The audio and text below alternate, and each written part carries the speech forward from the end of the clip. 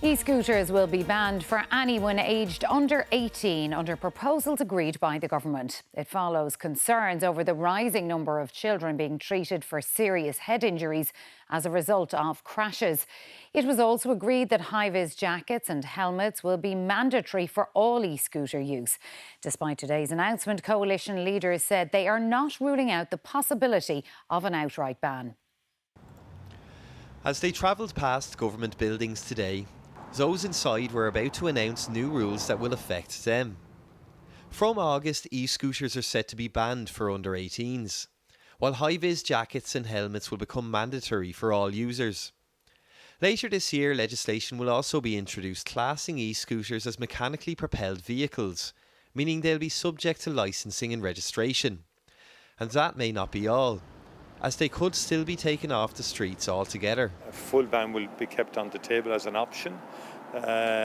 We do need to see demonstrable improvement in terms of adherence to the laws. Those against an outright ban say it will harm those who use e-scooters responsibly. We don't believe that an outright ban will actually tackle the illegal use that we're seeing, because the people who are using those scooters are already using them illegally. So what's to say that they'll obey new regulations in an outright ban? The move comes as a draft report from Children's Health Ireland shows that more than a third of all paediatric traumatic brain injury admissions to Temple Street this year were related to e-scooters. Many in Dublin today welcomed stricter rules. I think there's a lot of kids in ICU in Temple Street at the moment, and they wouldn't be there if there was a ban on e-scooters a long time ago. You're hearing a lot of accidents happening and travelling at very high speeds. Yeah, it seems like a responsible move.